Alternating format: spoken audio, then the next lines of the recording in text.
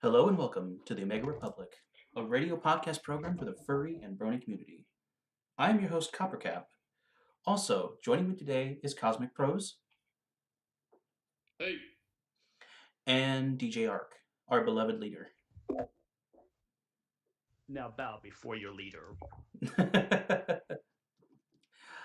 uh, we thank you for joining us here on Suiting Up for Life, where we seek out those in the furry and brony fandom and get to know what it's like to be a furry and or brony and what they do to make who they are a part of the community. Today, we have our beloved guest, AynWye. guten Tag. Before we get started, AynWye has selected a charity for the Omega Republic to donate towards. Care to give us a brief description of it? Yeah, sure. The charity I went with is known by the name of Direct Relief. I will have to give a complete disclaimer that I didn't really have a go-to charity at hand, so I picked one of the bigger ones, of the more well-known ones. In this case, my criteria, what I was looking for was somebody who's or an organization that specifically looks to help people in the context of the ongoing pandemic with relief and support. And that's where I came across Direct Relief and picked that one. Gotcha, that's awesome. We would like to say that for every like this video receives, we, the Omega Republic, will donate $1 to the program, $100 at max, for the next 30 days after the post of this video. We thank And you for watching. Oh, I'm sorry, go ahead. and I would like to add to that I will match this amount. That is amazing. And I'm sure they greatly appreciate that. We thank you. Thank you for watching and choosing the OR as your place of entertainment. Now let's get to know our guest with us today. Let me go ahead and take that off there. Put that back on. Okay, let's get started, shall we? Let's just start off with saying and asking how long you've been part of the fandom and what brought you here, be it furry and Uh, or brony. I was about to say, which fandom are we talking about? Um, it's a good question. I mean, I guess since I am more or less part of both of them, and the brony part is probably the one that I'm at least more known for. I probably should start on that end. I originally became aware of the fandom around the time that the second season started. I myself was a follower of the back then still not defamed channel Awesome Network. And one of the content producers I was following was known by the name of Chad Rocco with his show Familiar Faces. And at some point, he made, I believe, a two, if not even a three-parter, I don't know, documentary about the MLP series. And with a specific focus, like I believe the first part was specifically about the history, the previous iterations, and then he made a second part in which he went into the the Friendship with Magic iteration. And yeah, I was like, okay, here's a content producer who I'm a fan of, who has convinced me in the past of a good taste. I at least want to give it a try and see what the thing he talked about is all about and what he highly recommended. So I checked out the show and enjoyed it to the point where I was where it came the idea to just make back in the day as a one shot some kind of video review. I put together a very crude avatar through color scheme I had from a previous project lying around, and put together Pony Sona and did some episode review on it with the start of season 3. Which back in the day was not as big of a phenomenon as it eventually grew over the run of the show. And I actually grew quite a, especially at this time, significant audience through it, being one of the first people who truly got into it. And yeah, from there on out, I built the audience of my YouTube channel, which I nowadays just passionately burn away again by not producing any content that people originally came for. And yeah, I mean, I had a good run. I became part of even some ongoing projects in this particular fandom, but basically with the time when I finished college and started working full time, you can see the content and the time and energy put into it dwindle away to a point where I eventually was forced to give up on a lot of the more effort and more frequent content. But on the kind of at the same time, I also, or through, no, not at the same time, but on a similar wave, I got more active and involved in the furry fandom, which is funny enough because in hindsight, I mean, it's always a funny thing. Like, I'm not sure. Most furries probably have at some. This is just my theory, so you guys can give me your own perspective on it. But Of course. that at some point you have this kind of furry awakening where you are like, huh, I'm into that kind of stuff. And then even a few years further down the line, you look back and are like, huh, actually, I have always been into this kind of stuff. Yep. Which, yeah, okay, I'm not alone on this one. This is good to glad to hear. And yeah, but funny enough, it took me to get more active in the MLP fandom to actually get pointed into the right direction. I recall that I was Skyping with some follower in Australia of all places, and they were like, "Oh, I'm so envious you are now living in Berlin, and the Euroferns just moved there, Europe's biggest furry convention. Aha! I bet you're looking forward to it." And I'm like, "What? I have never heard of that." So I went to the internet, I checked out, and I was like, "Yeah, that thing is happening in the same city where I live." Just like 20-30 minutes with a train away. And so very spontaneously, I believe I went to my first Euroferns in 2014. And I'm also got in contact with a bunch of local furries. I was part of the local of the monthly get together here in Berlin for yeah, I guess a few years before it kind of went under a little bit.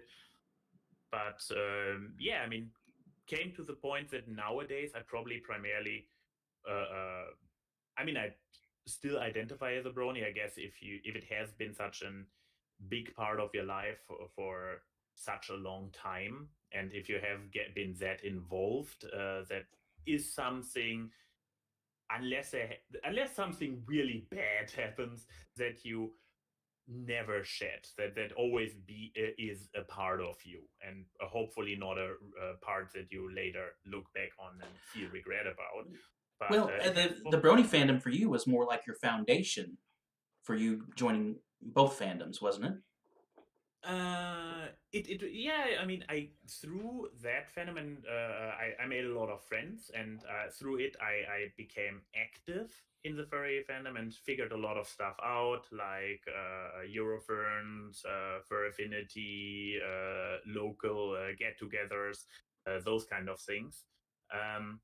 But nowadays I'm in both fandoms, probably less of a content producer and more of a passive member, a fan, a member.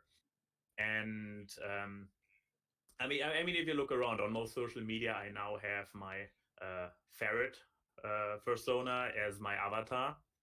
It's more what I identify more with nowadays, but if asked, I mean, I have some MLP merch in my flat still, even though it's more the high to power level kind of stuff that you don't necessarily, as an outsider, recognize what it is.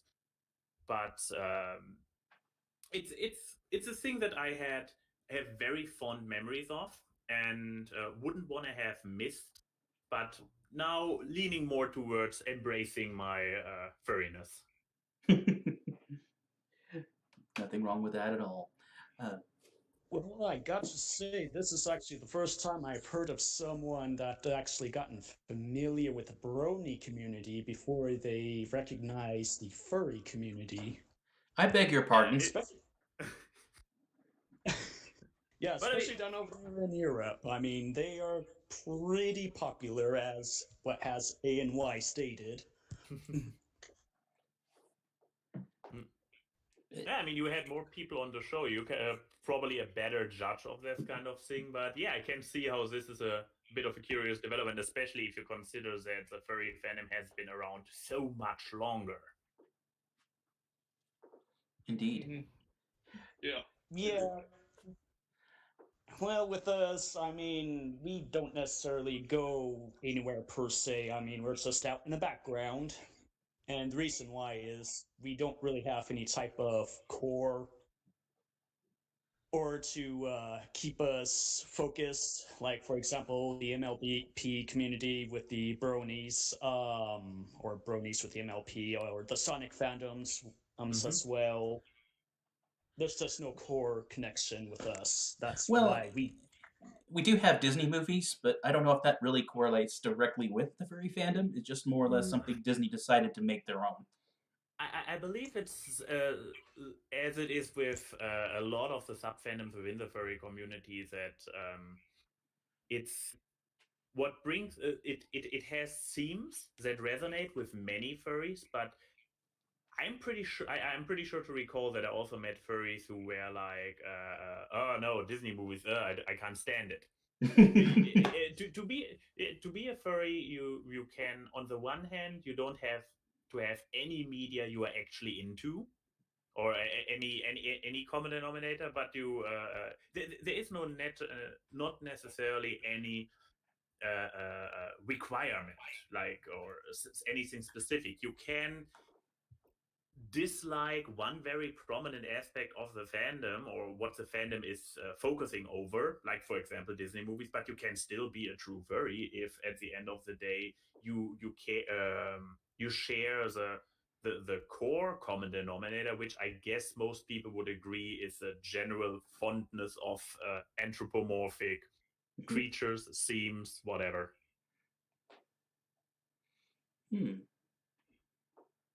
Very enlightening. I appreciate that. Basil the Great Mouse Detective is still one of my favorite Disney movies. So Yeah, I was more the Robin Hood kind of guy. Nowadays, Utopia all the way. yeah, I agree with that. Zootopia is very good, very good. I noticed no one mentions the movie Sing. It's rare that you hear that.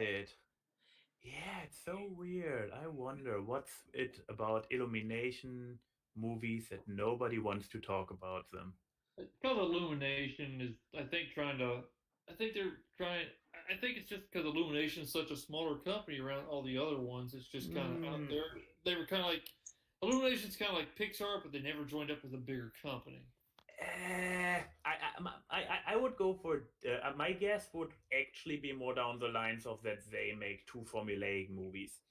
They make movies that resonate with people, that are unoffensive, that are paint by the numbers, a little bit more on the cheaper end to produce, but you can watch them.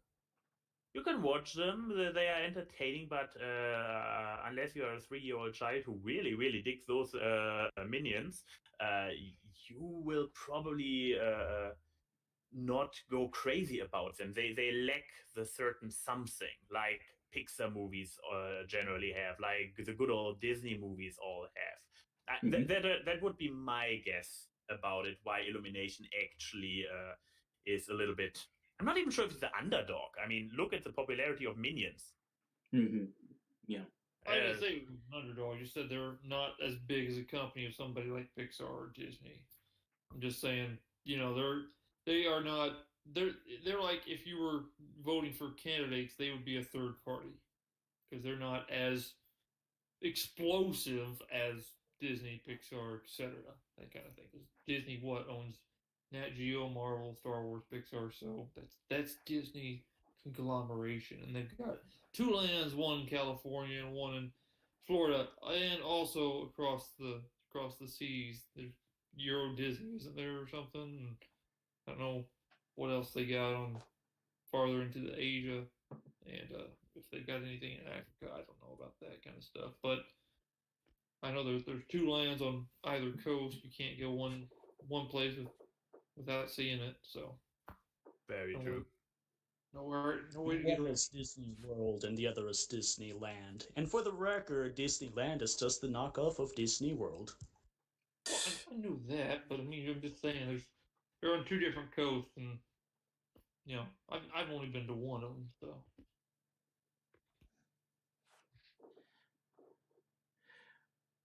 Anyways, let's move on to the next one before we linger on this for too long.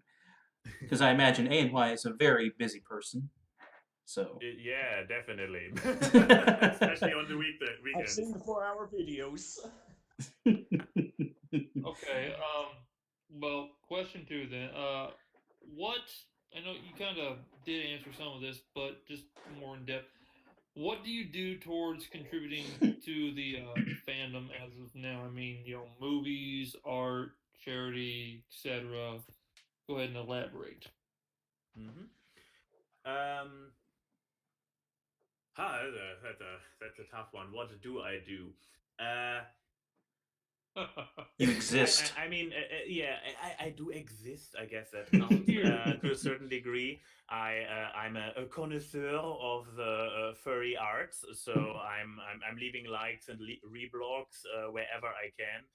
I mean, there was this thing going on a while ago where what's her name? An artist on Twitter.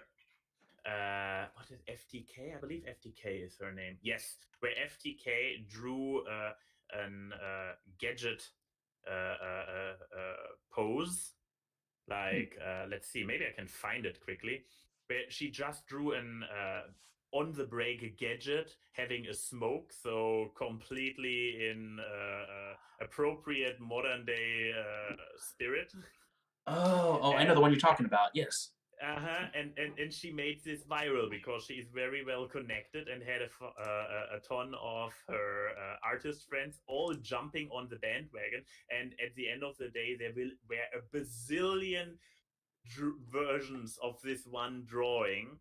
And I kept retweeting them all, and I to the point where I started feeling bad for my Twitter followers, but then again, they follow me. They should be used to that by now. And damn, how long was this ago? Still scrolling. Also, I have no time. Oh! There was her follow up. So I'm still on the right track. I haven't gone too far yet. But yeah, and besides that, I guess I do my own branding, which is, as I mentioned before, also kind of holding up an a flag. I believe I'm thinking of a German expression, but generally sending out a present, a furry present, for which I have actually been scolded before when I got into a political debate on Twitter, and somebody was reacting to it and was just like, I just need to take a look at your furry avatar and I know what to think of you, and blocked me and left the discussion. Where I'm like, okay, I mean, if this is the standard you set, I don't feel bad about pissing you off. It's like, yeah, no, but yeah, holding it up. I had at some point had the idea, which never really came to fruition, to brand my Let's Play channel officially, like as a furry focused one, furry themed one, where I specifically pick up furry related games, and I even bought a bunch of games that I was only semi interested in for the specific purpose of, oh yeah, it's furry themed, I need to play it on my channel. And but it evolved into a different direction. My partner in crime for Let's Playing for the longest time, Yuri, and we looked more into co-op games, so this distracted me completely from going about that angle. And yeah, besides that, I mean, in the MLP fandom, I used to be a very active content producer. I believe at my prime time when I was still in college, I managed weekly videos, especially when there were episode reviews of the new episode each week. And I guess nowadays you can still say that my own podcast, the Awkward Cast, is, while not officially furry branded or anything, even on our thumbnails, we have human representations of me and Keyframe, my co-host. Mhm. And but we very, very frequently point out how much furry trash we are, and we go with a very, yeah, that's us mindset into it. And when it comes up naturally, we don't make a secret about it. And when we have guests who do are similar like us, topics often go into that direction. So yeah, I guess that would probably be the core of my contributions, like existing and just being an open, active furry, running around on the internet and doing my thing, whatever that is. Existing is the big one. Exactly. I mean, you're here, so we are doing this podcast for this interview for a reason. Because we all are furry trash. Yeah. Agreed. You might be the furry trash. I'm the furry trash can. Ha ha ha. But yeah, also I found the gadget picture and posted it for you guys. Yeah. Got it. Maybe there'll be a Disney PG-13 at some point. Oh, give me the R-rated Disney. I'm all up for it. I think that's Tumblr, isn't it? No. Tumblr had the entire family-friendly crusade a few years ago, and ever since it's pretty dead.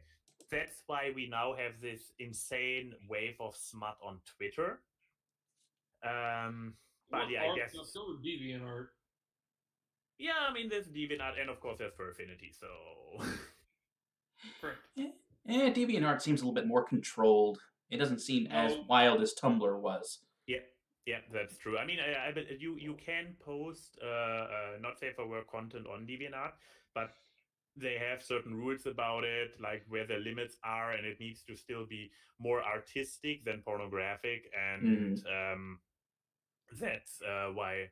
Yeah, there are certain limitations on it. If you really want to go all lewd and dirty, Twitter nowadays, until they will eventually come around and try to forcefully reestablish a family-friendly image. But then again, Twitter, no chance. And well, of course, more privately organized pages like Fur Affinity will hopefully stay completely free of those kind of Puritan approaches.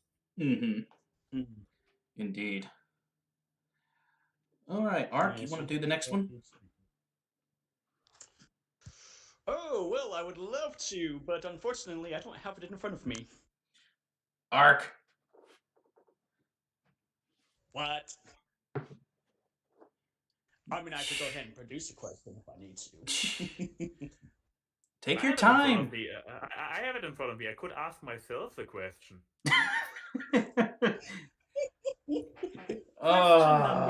Question number 3, Mr. AynWye. I'm a suitor. If yes, who made your suit? how long did it take, and will you decide to improve on it or add another to find out what and who you really are?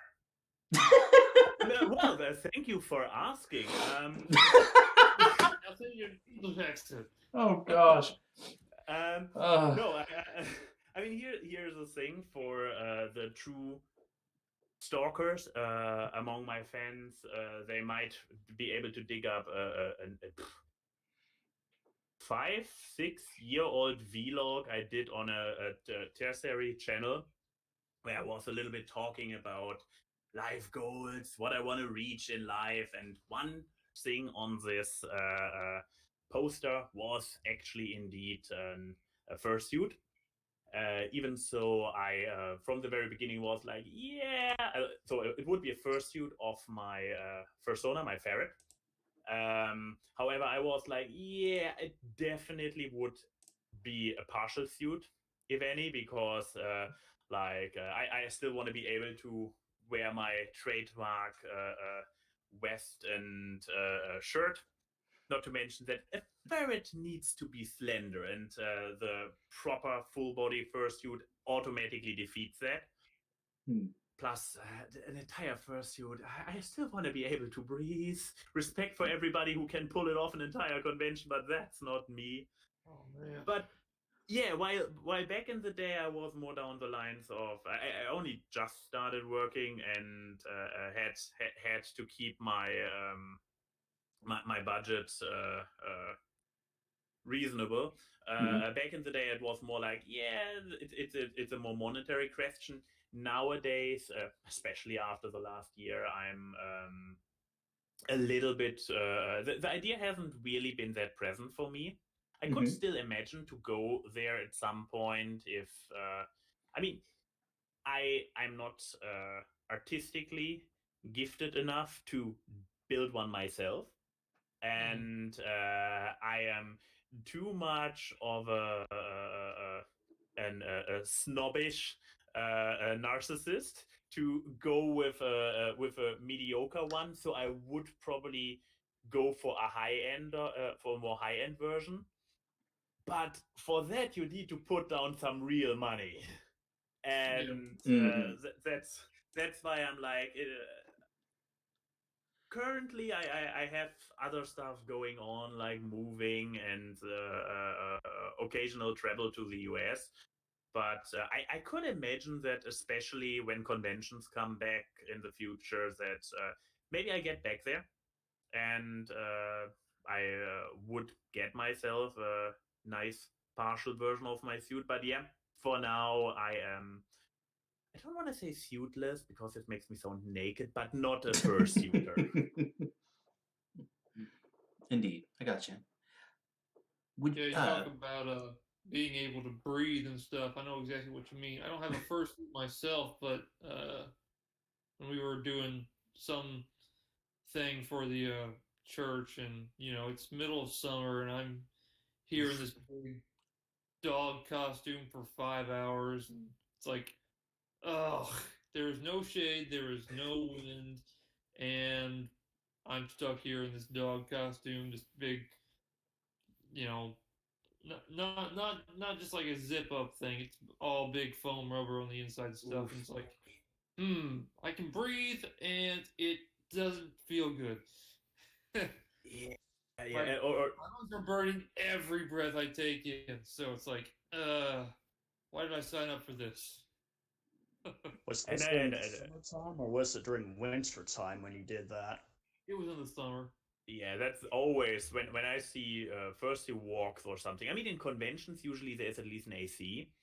But when they then do like just suit meetings and suit walks outside in the summer sun, I'm always like, guys, look out for your health. I'm getting too old for that. Yeah, it was pretty hot in there, and I remember getting home just peeling off my clothes just to get in the shower because that's how much sweat was drenched through there. I had to stick my shoes in front of the AC back of the house just to dry them out. Sorry, do I need to put some some sexy saxophone behind this or what? Come on, Chopper. You need to take a cold shower if that's what you're thinking about. You stick your head under the water faucet out there. No, thank you. I have my tea. Thank you. Okay, stick your head under the tea then. As long as it's cold. Well, room temperature right now. That's not good. Now, I just want to point out that he got all flustered when he heard about the sweaty shoes that need to be put under the cooler. Oh dear. Obviously, he has a foot fetish. No. Heck no. I'm not ready for that. We won't go down that path. Thank you very much. Let's move on to the next one. Based on your choice of persona, are we done? Are we done smirking and laughing and giggling at my expense? We'll never be done with you. Anyways, but please go on. Yes. Based on your choice of Sona, do you feel it represents your personality? Or do you want to be more like it emotionally? Is there anything you feel like sharing from your real life that you also incorporated into your Sona? Be it the pony Sona or your ferret Sona? Mm-hmm. I mean, I probably can say a little bit about both of them. Now, where to start? I mean, since it's the older one and came chronologically first, I guess it's only fair to start with the pony Sona. It's, as I mentioned before, its creation was actually a little bit half-assed. Let's be completely honest here. I took the color scheme from an already pre-existing project. Fun fact, I actually made my MLP channel a new separate channel because I was like, I don't want to taint my original great project where I already have 50 subscribers with that. And one thing that I more realized afterwards was that I picked an Earth Pony over a Pegasus or a unicorn, or God beware, an alicorn. And the thing is like that, yeah, where probably part of my own preference came through, that it was about subtlety. That I don't see me as the flashy magic and spark throwing unicorn, or the more in your face acrobatic outgoing Pegasus. So this was something probably subconsciously built into it. But then over the first 1 or 2 years of me being very active, a little bit the backstory of the character grew. And eventually it became a thing that so to go away from the very nice subtle baseline Earth Pony, it became a thing that he is a half changeling. And eventually I even came up with an entire backstory, which I started writing down before it then fizzled out, as so many fandom projects often sadly do. But I had it completely thought out, and I had a list of all the chapters and what happens in them, like the backstory, how he came to be a half changeling. And but something that I still kept, where I dare to say it's a little bit of a me thing. Instead of being like, oh yeah, he has the strength of an Earth Pony and all the features of a changing, I actually made as a hybrid with a lot of weaknesses. Like he basically can, at least for an extended period of time, only imitate an Earth Pony. So his Earth Pony appearance is the one he can actually wear permanently, while any modification to it would exhaust him, and it would fizzle out fast because he only is a halfling. And in his changing form, he has no wings, he has no horn, and accordingly, even if he appears as a unicorn or a Pegasus, he can neither fly nor use magic because he doesn't have those abilities. He is half Earth Pony at the end of the day. So he still has a few tricks up his sleeves that make him different from other Earth ponies, but I wouldn't say that this makes him stronger or better. It's more like a trade-off that he still stays to come a little bit from a world building point of view. He stays a balanced character. He doesn't become overpowered or anything. And once again, this is actually a thing that only I really only understood after the fact. I just originally intuitively went in that direction and was like, oh yeah, but he's halfling, and he has those limitations compared to a proper one. But he also got those weaknesses from this entire thing. So I guess that's a little bit where the me part came in. And with the first Sona, it's also actually a bit of a story how it came to be. So as I mentioned before, I really only became aware of furries as a fandom and not just as a thing that I liked without any deeper thought behind it in 2014. And so when I started to slowly get into the fandom, especially with Euroferns, which was probably less of a slowly starting and more of a head dive into the deep end of the pool, I also came up with the question for myself, like, what should my persona be? And my original idea was actually more down the lines of a raccoon, but more in the sense of a Sly Cooper cartoon, Sly Cooper raccoon, or I was such a big fan of Over the Hedge. It was my favorite movie for the longest time. So as in, what's his name? The Bruce Willis raccoon. Oh no, I forgot. Rick? No, was it Rick? Something down those lines. Oh no! Shame! Shame! Over the Hedge! What's his name? No! RJ. No wonder I couldn't remember. Yep. It's just 2 letters. Jesus. So yeah, RJ. So this kind of like sneaky, slender, mischievous kind of raccoon. And I happened to come a little bit in a conversation with a furry author, like an established one who actually has professionally printed books and everything. So kudos to that. And I talked with him a little bit about it and where my idea was going, and he was like, "Ooh, raccoon could be a little bit tricky or a little bit risky, because this was 2014, shortly before Guardians of the Galaxy came out, and he was like, "Ooh, I could imagine that there will be a rapid incline of raccoons coming with that movie," which never happened. But back in the day, we didn't know that yet then. Because I believe the only... So they don't call them raccoons, they're called trash pandas. Also true. But no, the increased number of raccoons that I nowadays see at conventions are actually Rocket Raccoon cosplays. So it was not really that raccoon sonas experienced a true increase. But yeah, back in the day, it was like, this might be a thing. And then I just looked like somebody who was just following the trend and didn't really have my own Sona, because that was also something where I felt still the need of being a little bit like unique, creative, however you want to put it, by not going husky. I mean, everybody is a husky or a fox. So that was the thing. I wanted to have something a little bit more exotic. And so yeah, I talked with him, and so I was like, okay, but those are the traits I'm looking for. If not raccoon, what could it be? And he was suggesting, like, what about ferret?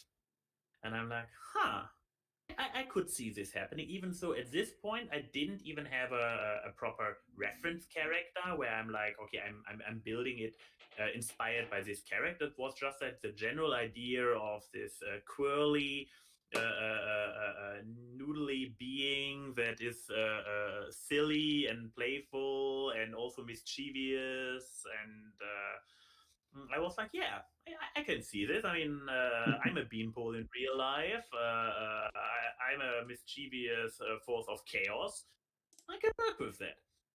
And from there, I basically went to an artist friend and was like, I'm a ferret, draw me a Sona. And that happened then. Big thank you to the Abbey Roadie, who did the original first design of him. Let me see, that would be. No, why is it not working? Oh, there he is. Oh, big and fat, front and center on my Fur Affinity page. Um, there is the original design of him, which then later got picked up by other artists, including Gray Silvermane, who made the iconic picture of him just sunbathing on the balcony, which I believe have as my banner on half of my social media, because it just has such a great energy behind it. Just is like laid back, enjoying it, not even wearing his vest, which funny enough has disappeared from a lot of images nowadays. I see for the artwork for the podcast, he actually suited up and put on his vest again. I'm very proud of him that he probably respected the occasion. But yeah, in other drawings, he doesn't even wear the vest anymore. It kind of got dropped from one artist to another at some point. But yeah, where was I? Going with that, yeah, this is. Oh no, yeah, right. And the funny thing about it is that from this idea, like me having actually not really any contact with ferrets, either in media or real life or whatever, I started to identify so much with it that I am now basically, as soon as I've done moving to a little bit of a bigger flat, one of the first actions right after that will be getting some pet ferrets, because yeah, they are my brethren by now, and I want to share. I want to share my living space with some other fur noodles. So- Yeah, ferrets are pretty fun. They have quite a bit of creative nature to them. Of course, once upon a time, I used to deal with this one albino back down over there in California. She was, well, really territorial. Apparently, she went ahead and bit my thumb at one point, struck the nerve, and yeah, I wasn't able to feel anything for at least about 2 weeks. Oof, Jesus. Yeah, I hope we get nice ones who only bite good naturedly. Cross fingers. As long as I still have enough fingers to cross them. That is true. So, as a ferret, does that mean you can bend over backwards and touch your toes? Definitely. But I will not try it right here, right now, because the poor workers in the hospital have more important things to do on a Saturday evening. So, but I definitely can. All right, we'll hold you to it. Yes. Yeah, you were talking about, how with, go ahead. I don't see this backfiring at all. The great plan, yes. Yeah, you were talking about how with how you kind of made a story around your characters, and I had the same kind of thing with my character. How he has some of his own tricks up his sleeve that kind of separates him from other unicorns. He knows certain spells, since I kind of like to write, with my name, kind of like to write about space and sci-fi and kind of stuff in the heavens, so I can, I know the one uh, so-called spell that allows me to walk on the clouds and whatnot, and other things like that. And Just a literature horse. yeah, but I like to write about the celestial bodies and all that fun stuff. So I know how to walk on clouds and get the scoop on what's in the sky, and conjure all that stuff up as a unicorn, that thing. But yeah, that's kind of what I did with my pony, my persona, with my persona. Holy sauna.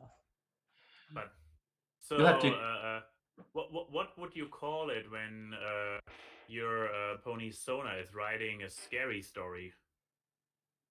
Writing a scary story? Yes. Does he do Well, that?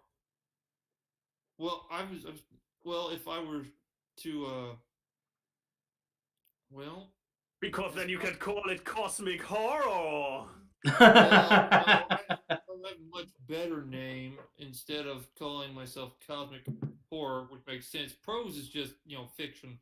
That's what that is. So, cosmic fiction. If it was a horror story, I'd call him Nightmare Teller. Hmm. I always had that thought, make him mostly kind of throw with the black and a dark navy blue, like the navy blue you have. Copper knows which kind of blue I'm talking about, or Columbia blue for school colors.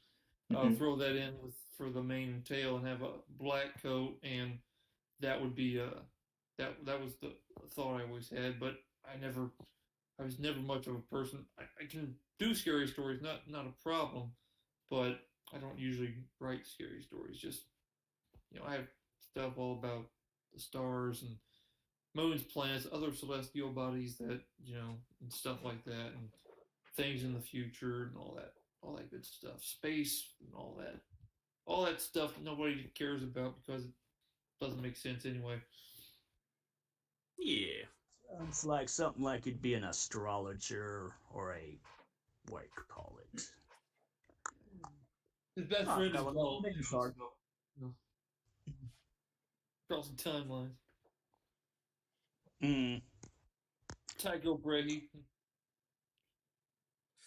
Copernicus. Anyways. Anyway, let's move on to the next question. So, being a furry or brony or both, walking around in today's really mixed up world and society, do you feel more or less alone before you became what you are? And I know you said that you got more friends, but has it opened up more opportunities towards making those friends, or has it like closed some friends off, or is it kind of a mixed bag of everything?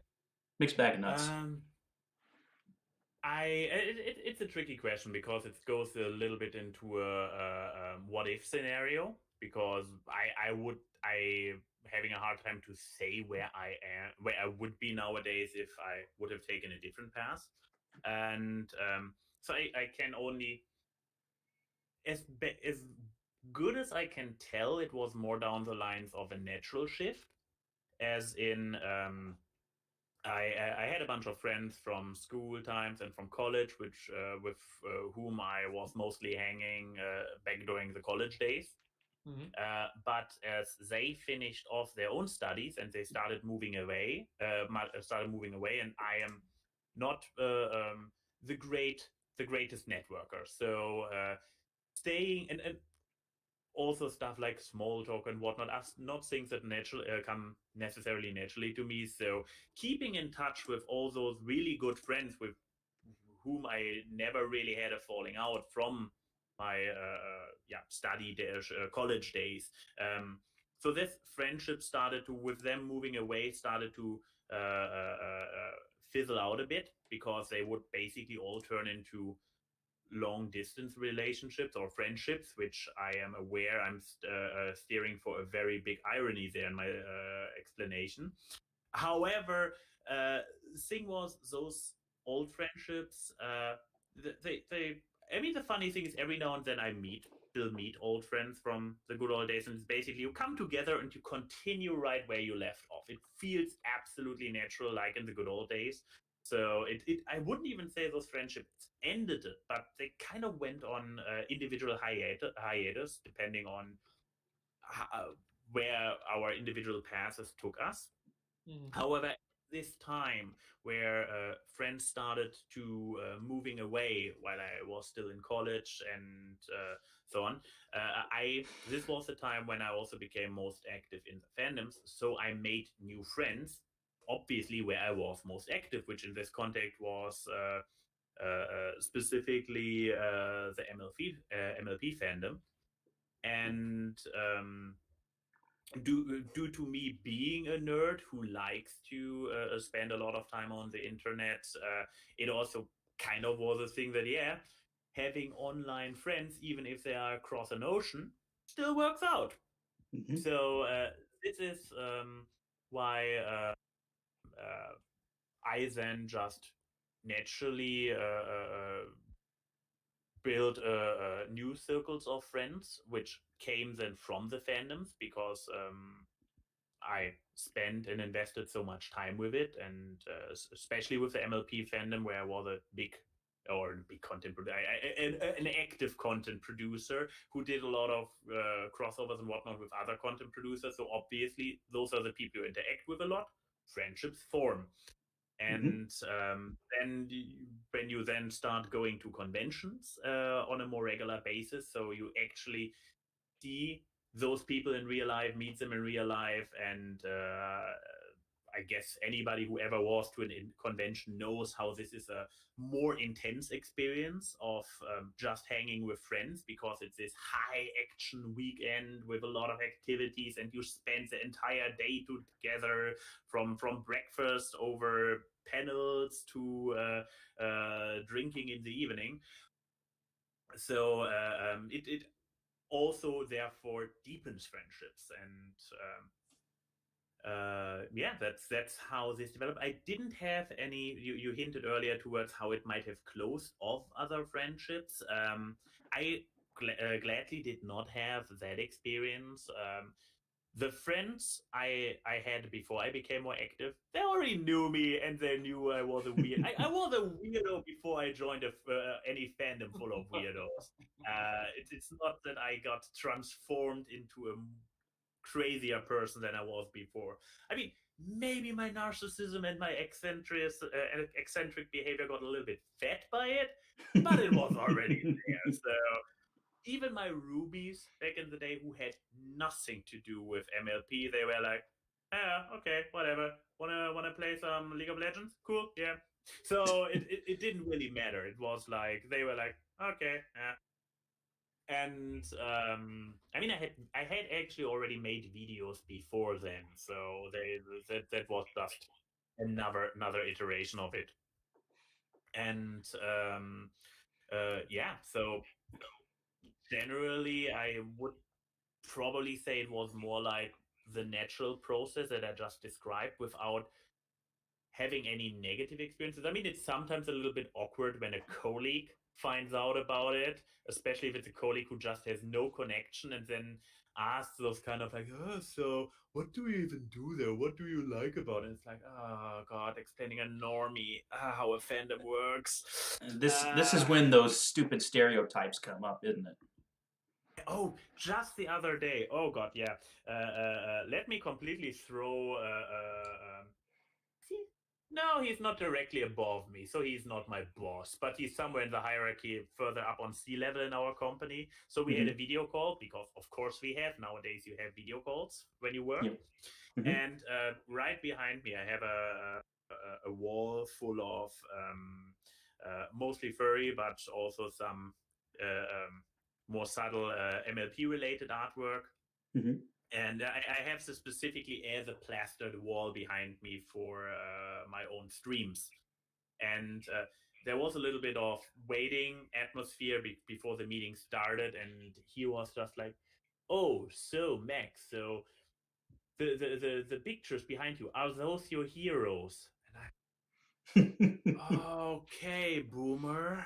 Jesus, my heroes. Yeah, a picture of some of the African town musicians, which are just smaller, like big to small animals stacked on top of each other.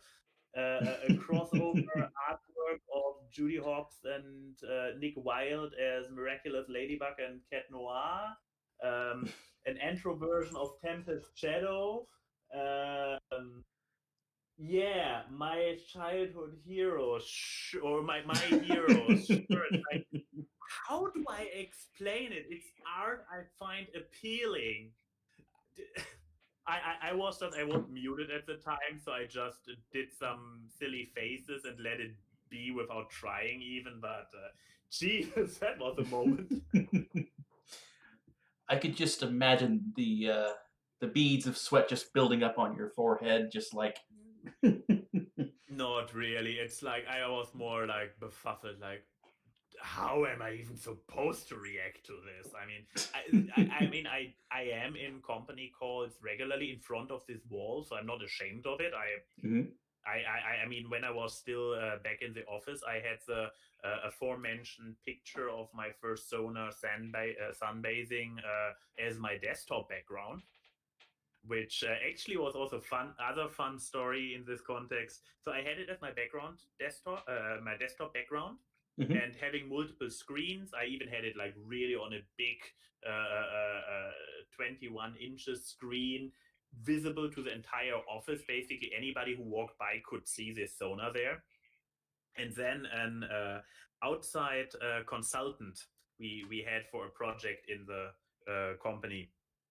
He came by, looked at me, and is like, "Are you like in a little bit of a conspiratorial tone? Like, are you a furry by any chance?" And I'm like, "Yes." And he's like, "Oh yeah, me too. My soda is a horse." And then and I'm, yeah, we so I Oh basically wow. connected with this a third party consultant over my back over being a furry, thanks to my desktop background. Because yeah, I made it a thing. So here, PSA for all the kids out there who are wondering about their open nerdiness or whatnot. If you reach a position where you can allow to yourself be open about it, deal with it, don't try to hide it, just embrace it. If you are a weirdo, embrace it, not to a degree which gets you in a tricky situation in your job. Especially if you have, for example, a customer facing position, you should definitely still play along with all the rules about appearance and whatnot. Okay, so I But shouldn't be like, "Oh, good morning. How are you doing today, sir? I'm a furry. I'm a horse in real yeah, life." yeah, that obviously not. But I would say like also not be scared about it. To be yourself. Once again, don't do it in a way that actually goes against. I mean, I don't want to say don't do not be I mean, you could argue that having this kind of chill demeanor about it and having those kind of cartoonish stuff as your desktop background might be considered as unprofessional, but as long as it doesn't hinder you to do your job and do it good, just allow yourself to be open about it. And you never know, maybe you actually find people who are of the same mindset. I mean, Mhm. on the downside, if you really want to avoid that, it also gives awkward conversations, because this call out by our CPO the other day was not the first time that somebody was like, explain this to me. And I'm like, oh, Jesus, how am I explaining this? I find this stuff appealing. Jesus, it's like, how? But yeah, it's a balance. If you really want to avoid having the conversation and trying to explain it to normies, then yeah, maybe hide your power level, but you will be positively surprised if you just embrace it. Then yeah, maybe you might be a little bit known as a company weirdo, but if this is who you are, why not? So One it of the shouldn't. other individuals that I've actually recognized that's very similar in that fashion is Morgan. He actually plays as the demon from Nostalgia Critic. Oh. Yeah, he's actually a furry as well too. Of course, you wouldn't necessarily notice it unless, of course, you came across with him with a convention, which, of Mm-hmm. course, he does attend to those. Mm. Yeah. Mhm. Yep. But it's definitely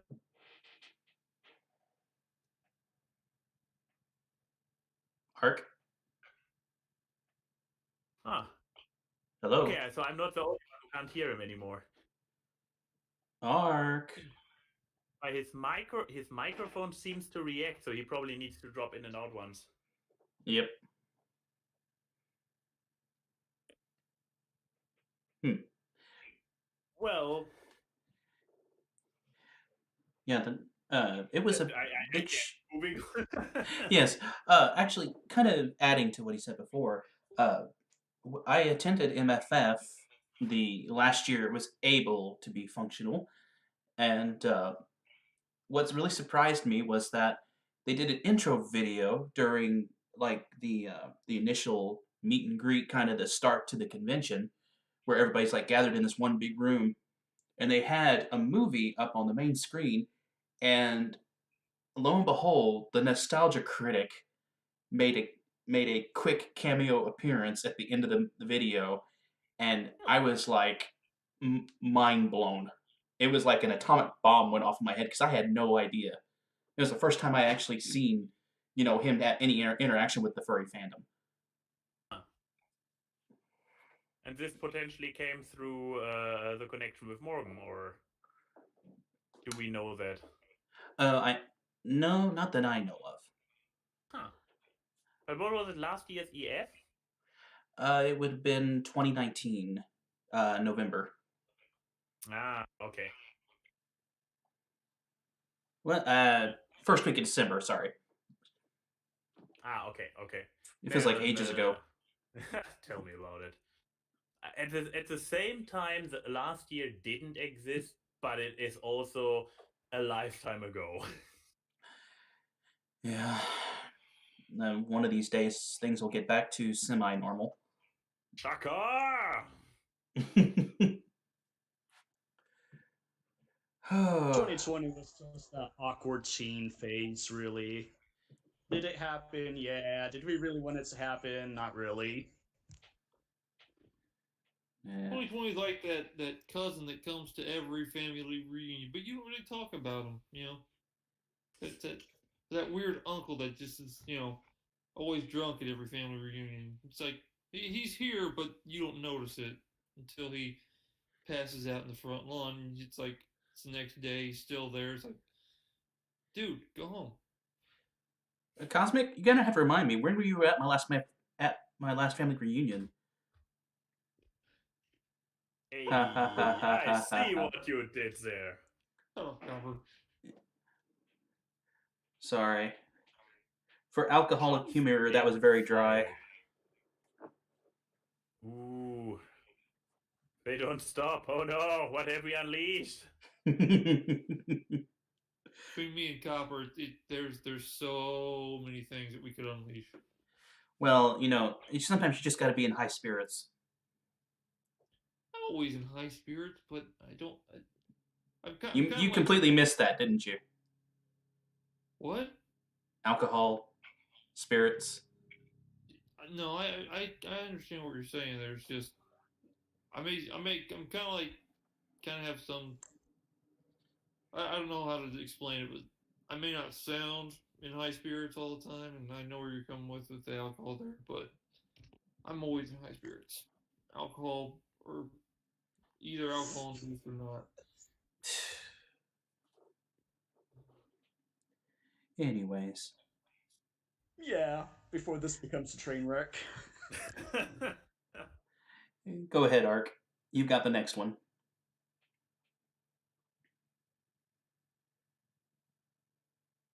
Oh man, you want me to? You closed it out, didn't you?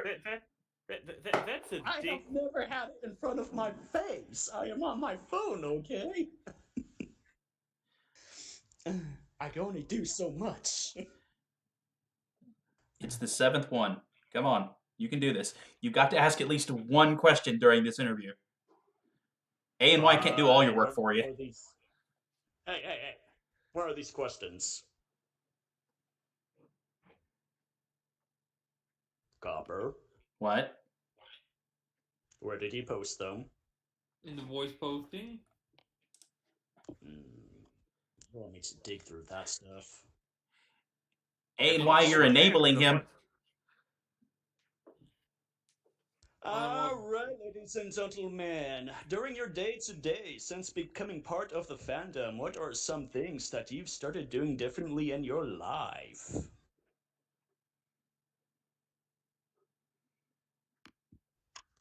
What did I start doing differently? That's a good. I mean, for one thing, since especially during the span from what was it, 2012 to 2015, 16, I became a content producer, a quite frequent one, as we talked about earlier. So that was definitely a thing. I mean, I did a little bit of video production before, but it never really took off. And having actually success with the stuff you do is a big motivator to actually do more. While before that, on my old channel, I also did a insanely high production value, which is not meant as bragging, but more as like I was an idiot for putting so much in that I only could produce a single video every half year. But yeah, then later I reached the point where at my peak I produced an episodic review on a weekly basis. So this was definitely a big impact it had on my general life, because it took over my a vast majority of my free time. I mean, even to the point where I was mostly consuming, for example, fan fiction in written form as well in audio, like audiobooks on YouTube, where those entire readings happened. Was completely coming from the fandom. The general stuff that I used to watch was a lot like from there, mostly MLP especially. Later, once again, the focus shifted more. I mean, nowadays I can. A lot of the channels have either, just as me, moved on, widened their horizon, or I believe at this point I probably can count the still fully committed MLP channels on that I'm still subscribed to on one hand, and I don't even need to utilize all fingers. And yeah, with furries, a little bit like DJ pointed out earlier, it's more general, so there is less of this focus in it, and this also shows, like, I follow some content producers nowadays, also on YouTube, which are furries and have a fursona representing him, but it's not necessarily very furry. It's just from a furry, but you can also just watch it. It's not all about the fandom, or whatever. While yeah, it's like you could argue that a strong focal point in a fandom might actually be a negative thing, like, because it makes you, or it makes everybody in the fandom very, very fixated on something. While with furries, it's like, yeah, I am a furry, I have a fursona, but it's more of a smooth layer over the fan's life, and not the driving force seeping into every facet of it. And but yeah, so to come back to the actual question, right? So yeah, it was due to the fact that I was more or less breathing the fandom for a few years, especially once my channel lifted off, and I got a rush of being kind of successful in what I did. I mean, within the niche of the niche of the niche that I did my stuff in, like broanalysis, but in that niche, I did good, and got attention and fans, and that has an impact on your life, for better or for worse.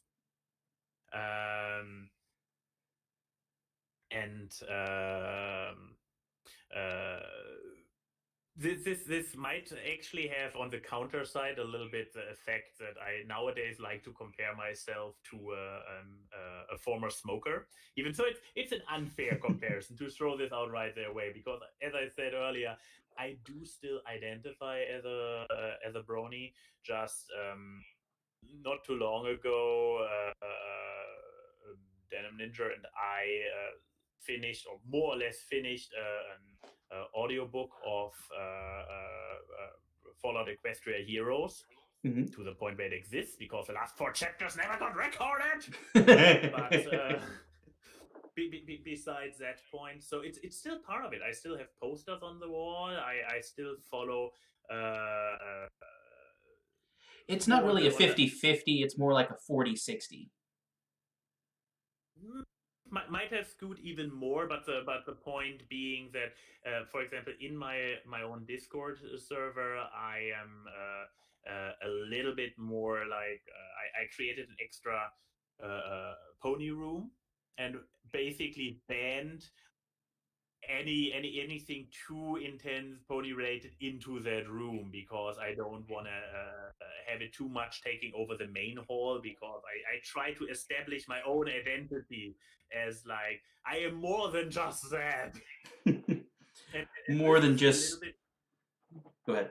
yeah, but more than just MLP, and which might actually feed into me overcompensating nowadays and being leaning so much stronger towards my furry identity. Right. So that a little bit of a warning, as like a risk, what happens when you get too much into it and eventually try to backpedal a little bit. That phenomenon of like, okay, now I'm leaning a little bit more into that direction. While I don't have any negative feelings about the MLP fandom, my past or whatever, it's just like, calm it down a bit, kids. Okay, I've been there, I've done that, but there's more to life than equines. Right. There are also There's more to life parrots and than. dogs. And... Yep. It's more to life than just who's best princess, who's your favorite of the main six, how many times will Spike, lose his chance with rarity. Yes. Oh Jesus, yeah. When somebody, this is the thing. Since Keyframe is basically in the same boat as me. She is a strong. She is my co-host in my podcast, and she's also very well established in the MLP fandom and has her rise as a content creator in this fandom.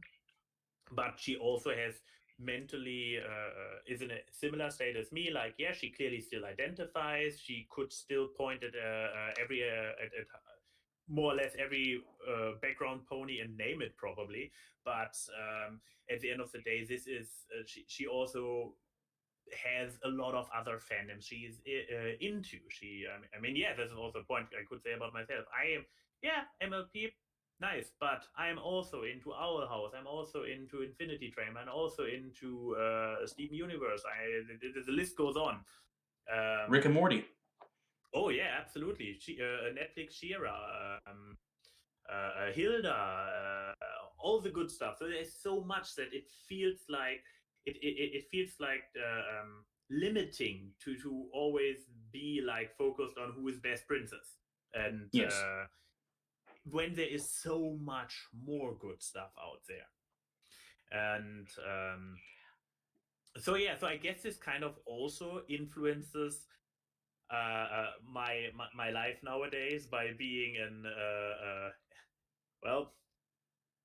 an ex-smoker of the pony kind, in a very metaphorical sense, which once again is not really doing it justice, because the ex-smoker, first of all, it implies that it's unhealthy, and second of all, the ex-smoker actually should have quit properly, unless otherwise he isn't an ex-smoker.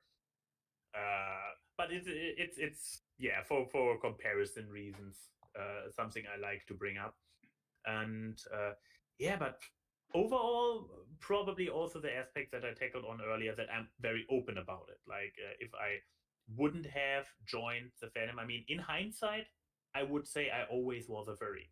I mean, even before I had my big awakening at what was it, right, 16, 17, I was when I really had this epiphany moment, from which on I even so I didn't know the term for it, but I kind of had the thing for it. I was more on the outlook for furry stuff without knowing how to label it. Which was I said it. I stated it before in public, so it's not really that much of a secret anymore. But yeah, it was like I came across a DVD of the Cats musical, but the proper Broadway record of the stage show. and I completely went nuts over it. This was when I was in America, when with a host family, and when I came back, I bought the DVD myself and I watched it up and down, and I got a disturbing interest in some of those characters, especially the female kind, and so this is in hindsight where I say is my awakening. But if I look further back, even other stuff where there were just individual furry characters in shows with a larger ensemble, I still recall that those often ended up being my favorite characters, or that I felt drawn to shows with anthropomorphic casts. So is there any in specific hindsight, show that kind of stands out in your memory? Like how far back you go? Like the very first anthropomorphic character that kind of stood out to you? I'm sorry I interrupted. no problem, no problem. Hard to say really, because I mean there is obviously, as we have pointed out before, Disney is kind of what people think of because it's the first in your face about it, and especially an publicly accepted furry themed content or source of content, even though it's often enough just happens to be anthropomorphic characters. So it's hard to say. I watched a lot of Disney as a child because even here in Germany we had the Saturday morning Disney Club thing, so I was sitting there and watching it. So I'm not sure how much my actual memory has been messed with. But I mean, I earlier described my fondness for Gadget from Rescue Rangers, and I recall liking the character, but I'm not sure how much this is real or how much my memory has been altered by more recent fondness. And that's a little bit of a tricky part. So yeah, it's hard to say, but I recall being prone to those kind of shows and being and I guess maybe to throw in another terminology away from anthro and furry, that I also always had a certain xenophilia, a certain interest into the more exotic, like being it Nightcrawler in the X-Men, or what are other good examples? I mean, Catgirls in older 80s 90s anime were also like standing out to me, and I was like, ooh, this character. I can't stand her personality, but something about her design speaks to me. Are you familiar with Studio Ghibli? Yes, I am. Okay, so you know My Neighbor Totoro then. Fun fact: I only watched My Neighbor Totoro for the first time in my life last year. Oh wow! That's one of my favorites. Congratulations. Yeah, I had a few cultural gaps in my repertoire. I will admit, but thanks to Netflix having or at least having had last year basically the entire Studio Ghibli lineup, I was able to catch up on a few of those. Yeah, Studio Ghibli. What about Kiki's Delivery Service? No. Also, for the first time, watched it last year, but it was a fun one. Very a lot of it's this is funny thing about Studio Ghibli, like especially if you take movies like Kiki, but also to a lower degree, I would say Totoro, where there is no big grand epic happening. I dare to say that even Chihiro's the journey Spirited Away, that's the English title, that Spirited Away still has this kind of epicness to it, because this character Chihiro comes into this larger than life magical world, while in Totoro as well as Kiki, you have a world in which magic exists, but it's low key. It's just casual. They just casually are spirits. They just casually are witches. And the adventures happening within those stories are surprisingly grounded, despite all the magic and spirits. Like Kiki's story is like, yeah, moving to a new town, kind of figuring stuff out, and okay, we have a little bit of the more adventure, more action. It's not even action pack. I mean, yeah, I guess it kind of is action pack, but not action in a fight sense or in a bad epic magic battle sense, but more in like helping out with this event that happens towards the end of the movie to trying to keep a movie nearly as old as myself, spoiler free. Right. It's not just Or like, a Power Rangers episode where a villain's exactly, going to show up and the villain's going to get beat. yeah, It takes it to a whole new level.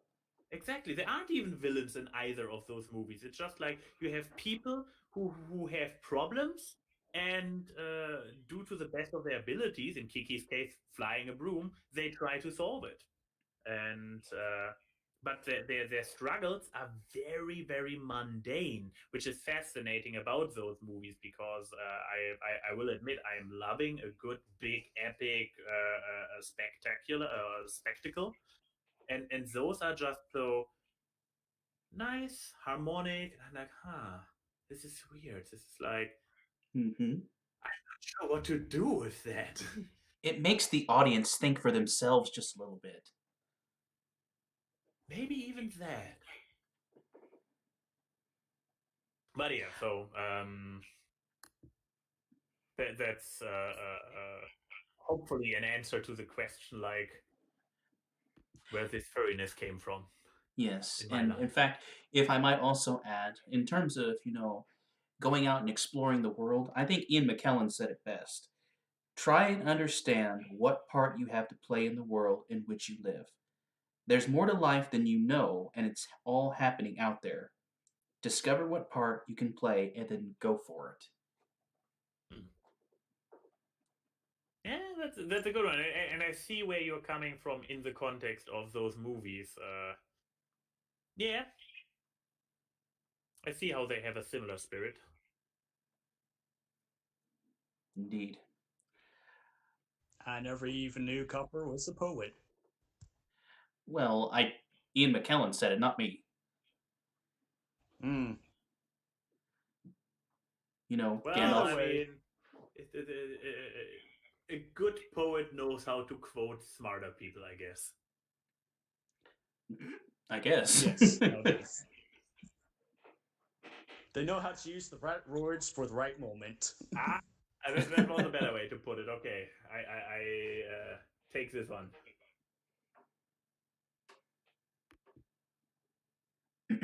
I'm sorry, that's trademark copyright.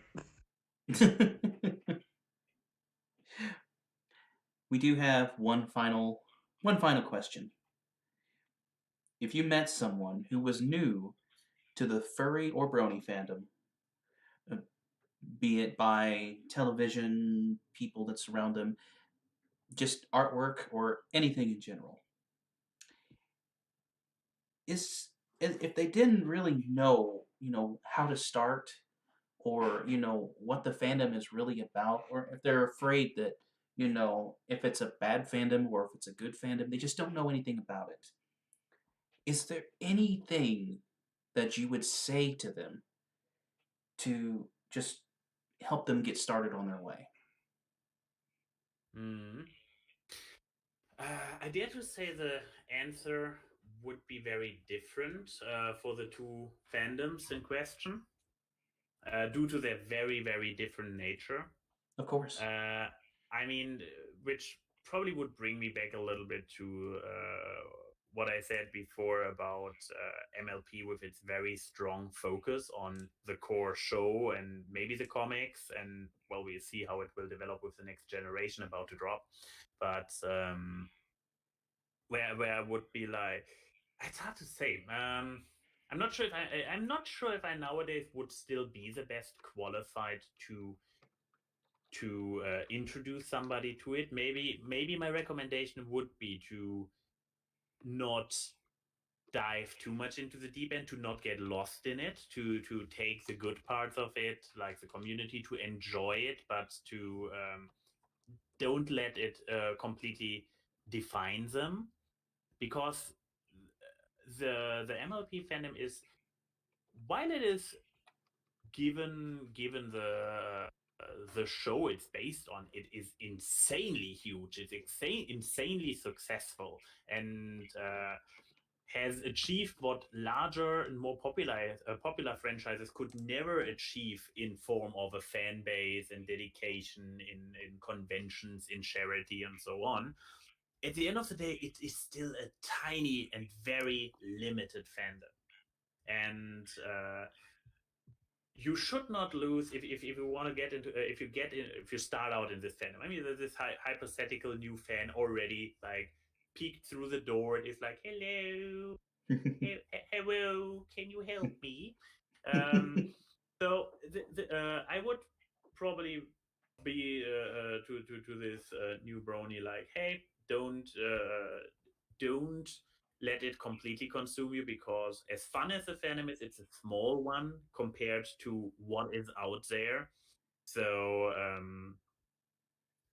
try to get in, but at the same time is so dense with content and fan creation that you can theoretically, and I mean, I have been there for a decent amount of time and know enough people who have as well, that you can completely go in deep end and immersed completely uh, without seeing anything outside of it anymore. And I would want from that. I would be like, hey, fun thing, but remind yourself it's a hobby. It's a hobby, and there's still room for more. And I mean, at the end of the day, I guess it helps that MLP is a very crossover heavy fandom. So I mean, there's basically a ponyfied version of everything out there. So or fan fiction that over with everything in existence. So that probably helps, but I would give this a little bit of a word of caution. Um, then I get pointing to and then pointing to stuff that I personally enjoyed, where I'm like, hey, those are a few of my favorite fan fictions. Those are, I mean, obviously watch the show. For MLP, that's easy. Watch the show, damn it. That's the one thing that you need. That's really your best starting point. But I assume somebody who stumbled across the fandom potentially already did that. But then again, nowadays, I wouldn't be right. Thinking about it, I could imagine that somebody just comes across the stuff on the internet because it's omnipresent and just goes down the rabbit hole without even knowing that there's a show. Okay, that would be quite the feat to not even know of it, but I actually can see nowadays fans to come across it with to come into the fandom without having to watch the show. I just only now, as I speak out, realize it, because when I entered it, the fandom was not this giant phenomenon. So you came across the fandom due to the show, and the other way around was not really that realistic in 2012. Nowadays, very much different. I mean, nowadays you just need to put in you can put in TF2 and you end up with MLP content. So that's the thing that has happened over the last few years. On the other hand, furry fandom. What do I say? Somebody. I mean, I would probably. I mean, it's here's the thing that about the furries, that they are such, because they don't have the focus, they are so widespread that there is, like, I would probably ask them what they are in for. Like, if they are looking for a community in real life, I would be like, dude, go to the furry forum, look for local get-togethers, and go to a local get-together, meet them in real life, go to a convention.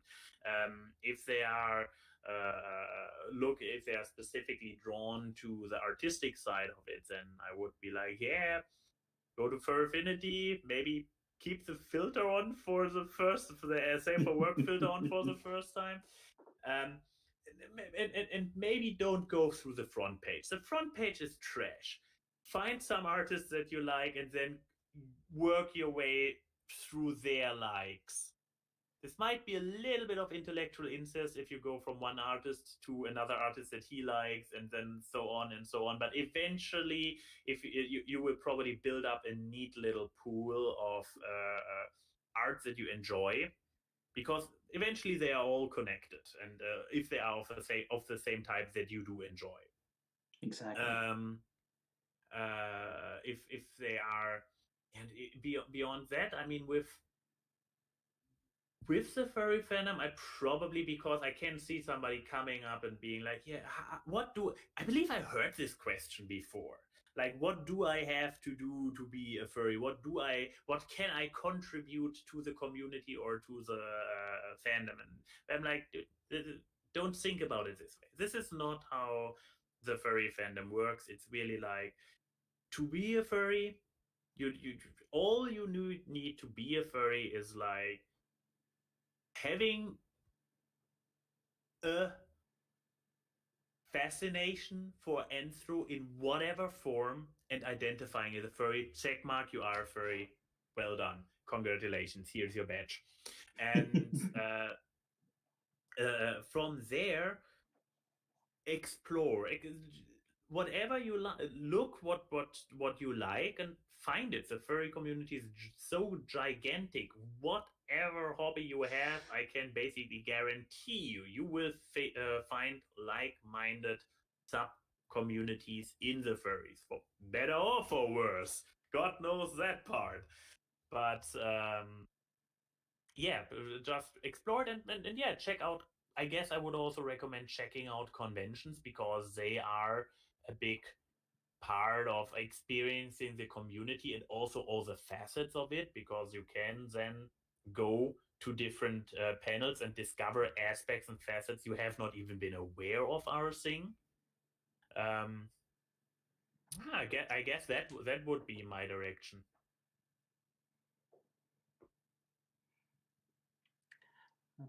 That sums it up pretty much right there. I it's interesting, just to think about, how we all just found or fell into it. To think, it we found that piece of ourselves that we didn't even know we needed before we found it. It's opened our eyes to a whole new experience of life without even really changing us that much. Yeah, I believe that is a statement I can get behind.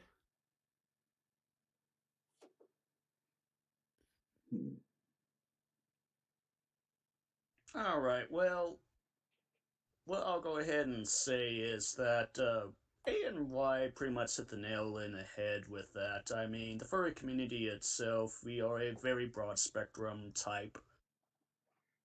And if you identify anthropomorphism as furry related, you say it's furry, then badge of honor, that's what he says. But you don't have to go ahead and do some sort of specific thing, like a persona suit or anything like that. I mean, you'll have these elitists, as what they're called. Every fandom has it, and including us. Those are the types. No, you don't need those types in your life, unless, of course, you're elitist yourself. Then congratulations, you found your own little group. Yeah, as I said, you have you find your group in for everything. Yeah, pretty much. It's a lot. I mean, the furry fandom, and even if it's just the brony side of it, it's a lot like high school. Everybody has their own clique that they fit into, regardless of what the bigger group is. Every big group has little cliques that you fit into. Everybody fits into at least one. Everybody wants to find their slice of pie. I'll have apple, please.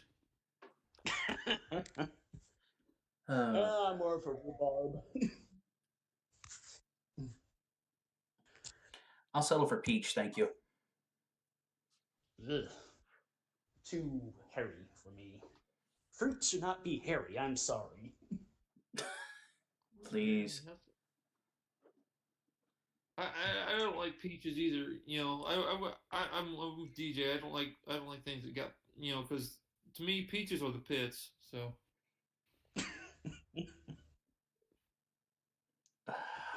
All right. Well, apparently there are going to be a couple of projects.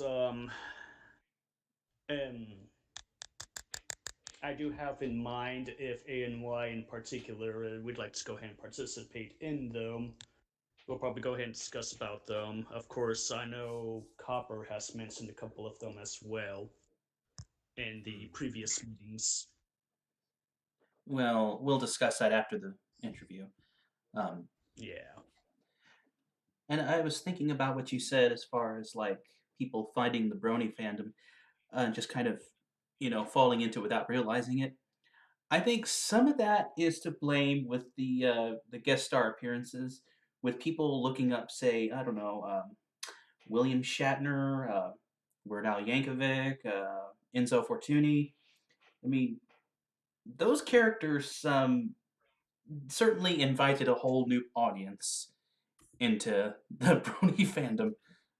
But I dare to say those kind of people would probably still primarily find the show because they are like, whoa, William Shatner plays an old pony on a show. An old pony? What? And then they check out the show and maybe from there on out go down the rabbit hole.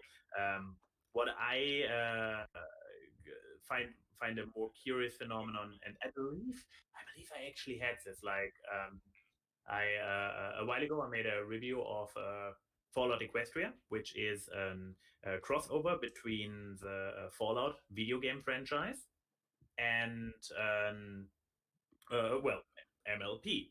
And I recall that in the video we were speculating about like, okay, who could enjoy this story, which is a crossover, and I was like, I mean, you probably have to have the MLP background because this is where the entire story takes place, where the entire world building comes from, and they just pull a Fallout twist over this world, create an alternative universe where basically the Fallout story happened with well, obviously not a nuclear war because we are in a magical world, so it's a magical annihilation war. And you can basically, if you are into this kind of story in the first place, obviously, you can enjoy this story without knowing anything about the Fallout franchise. However, on the other hand, if you are in both fandoms, you can enjoy also all the nuances and references to both. And I was wondering if it is, and I was wondering out loud, if it could be possible for a Fallout fan to come in without any prior knowledge of MLP and still enjoy it.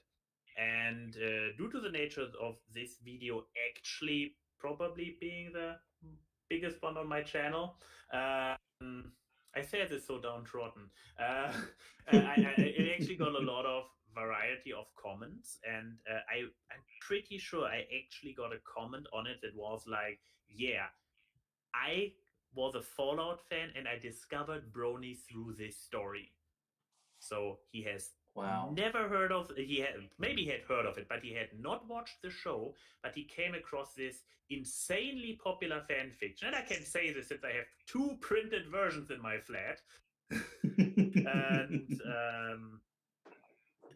it's an insanely popular story, and therefore somebody who was just into Fallout, I can imagine, eventually comes across it when just browsing Fallout stuff, that this story keeps popping up, especially with its characters and everything, and eventually they check it out, and without knowing it, they suddenly consume brony content.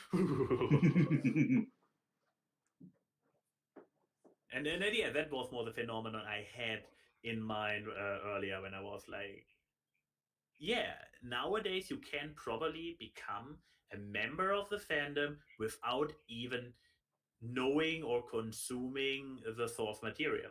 Because there is so much fan content, so much more fan content than original content, if you think about it. Agreed. It's How did we get to that point? I don't know. I mean, not in real life, but conversation-wise. I don't really. It's something to do with my reference to actors in MLP Yes. and just outsource. Instead of looking for the show directly, they looked up the actors, Yeah, and that's also a fair point. and then you find out the actors did. Like you said, what's this character's name? What? Pear Butter. What? Who is that? Okay, I'll look at Pear Butter. It's a Why pony. did William Shatner play a porn star? Gosh. This was a beautiful thing in the earlier days of the fandom, where it was like pony or porn star, and you had a list of names, and you had to decide if it is a pony name or a porn star name. You will be disturbed how often you will be wrong. Oh no. Oh no, that sounds like something I need to discuss at some point. Oh my goodness. With porn star names or pony names? It's something I need to think about. I don't know if it's gonna do anything. I've got enough on my plate as it is, but we'll put a pin in that for now. Oh my goodness. Yeah. I mean, I Hey. just found an iteration of the quiz, so. Oh dear. Oh dear. I don't think that this is the one I saw. But here's also the problem. I'm pretty sure I saw a different version back in there, because here are main 6 names in there. They are too easy. So never mind that one. I say anybody who has watched enough of the show could probably pass this. This one, yeah. I mean, maybe there are some of the more obscure ones still. But yeah, any main character's name is that's too easy. Before we close out, I'll go ahead and ask the chat, is there any other questions they would like to add? There is a slight delay, so we can just wait just a moment. And yeah, if you guys have any questions at all, let us know in the chat box here on YouTube, and maybe AynWye will answer, maybe he won't. We'll see. We will see. I guess until the chat has a chance to catch up, do you guys have any questions besides the prepared ones? Well, besides the question, I will give a statement. Uh-oh. Okay. I'm not sure. I'm not good with critique. If it's any harsh critique, I might cry. Don't Aww. worry. We save all the crying for Copper. Oh no. Excellent. Yeah. Oh no. But yeah, your statement, Ark. Well, apparently, one of the things that you were mentioning about is possibly getting into a crossover and not exactly realizing the other fandom that I may be crossovered with. I could actually go ahead and say, hey, that actually is partly true with me. Aha. Story time. Yes. Well, apparently with Team Force or Star in particular, of course, it's a very popular group. And they do quite a bit of Arbridge series. Well, one of the Arbridges that I have actually came across with was, of course, the Alucard one. Never have I watched Alucard. Never have I was really interested in it per se either. I didn't even know of its existence until after I came with TFS. After watching that, oh hell yeah, I was like watching Alucard consistently. Alucard as in Helsing, or? Yes, Helsing. Ah. Yeah. I Alucard's a bad egg. I still need to catch up because Helsing was came out before I was so English all the time, English speaking. So I was a little bit more reliant on German localization, and for some reason, the second season did never get imported in German. I wonder why that was. Mm. Maybe because of all the Nazis. Oh, Team 4-star. What would we do without them? It's true. That's why I like. Why? Because Alucard is a bad ink. Kill everything with one hit. And then death comes out of freaking nowhere, kills all your crap, and it's like, oh, I have this sneaky little sword and no armor. Holy crap. Playing Castlevania makes me sad.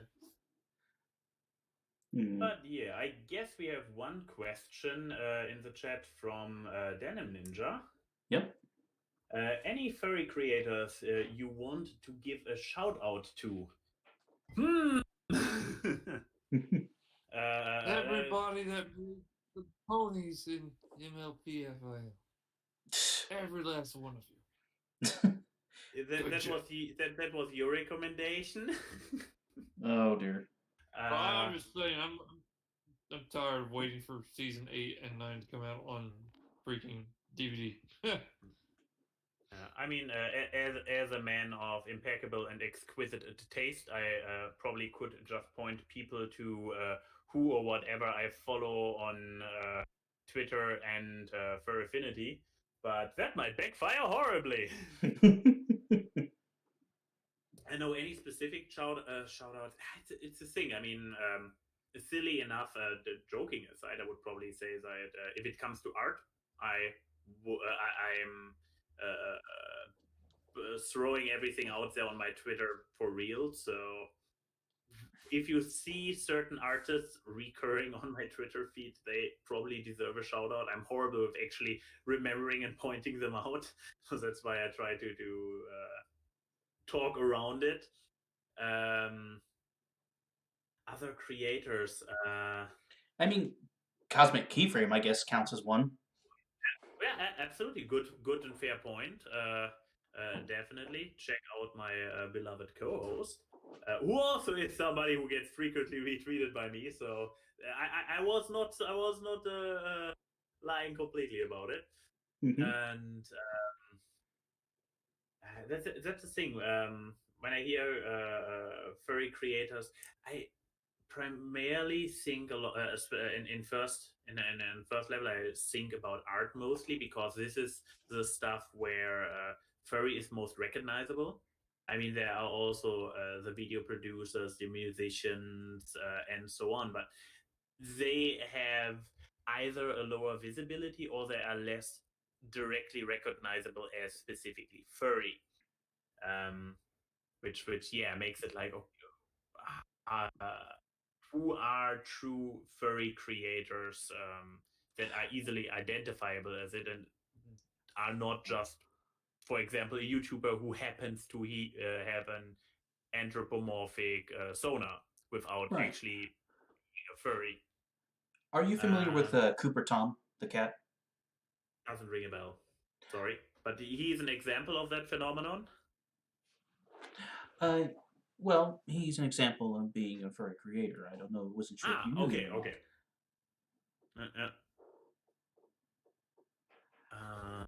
I was just trying to jumpstart your brain a little bit, see if you could think. Yeah, but yeah, I mean, at the end of the day, I could like just go through my follow list on Fur Affinity, but this would just be rambling on a list, a bunch of names. So, that's one I didn't. But do you guys have specific furry creators you want to give shout outs to? Oh, of course. Mid Mountain Soul for the artwork, of course, and they are also a fursuit maker.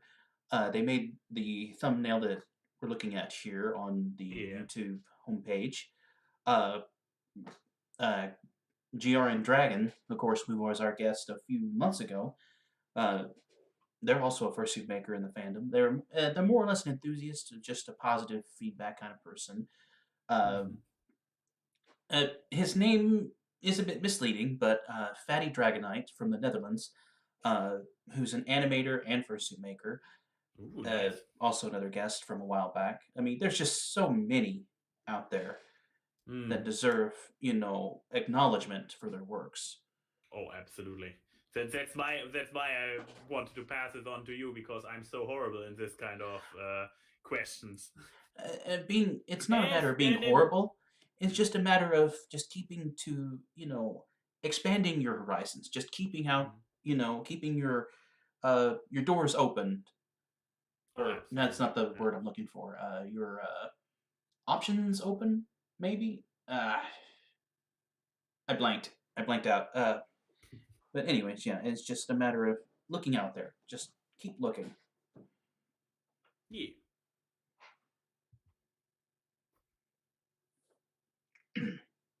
Excuse me. Well, I'll go ahead and say this. We'll go ahead and give a shout out to Seethercord as well too, due to him being our sister station. And really anybody who has to put up with our shenanigans. Which of course is a long list. Mm-hmm. Yeah, sounds good. Indeed. All the malarkey going on over here. Yeah, all 21 guests of Suiting Up for Life, we thank you. Wait, no. I take that back. 25 guests of Suiting Up for Life. That's right, we did a couple doubles. We salute you. Because seriously, if you haven't gone nuts yet, then you're probably doing better than some people. Oh, we could probably said 21 guests, and they wouldn't know there were 3 missing. I would be like, oh, not one of the forgotten ones. Wait a minute. Hey. Yeah. That's the problem with doing double headers. So sometimes you forget that you have more than one guest. Fair point. Wait a minute.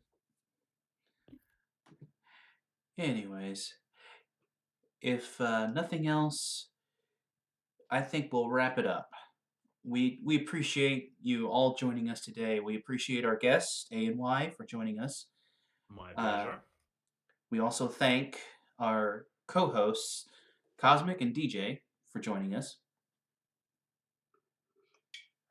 Yep. Well, it's always a pleasure being here, and more or less, you may see me more after the month. Sounds good. Very good. We thank you for joining us here on Suiting Up for Life. We hope to see you here next time, here on the Omega Republic.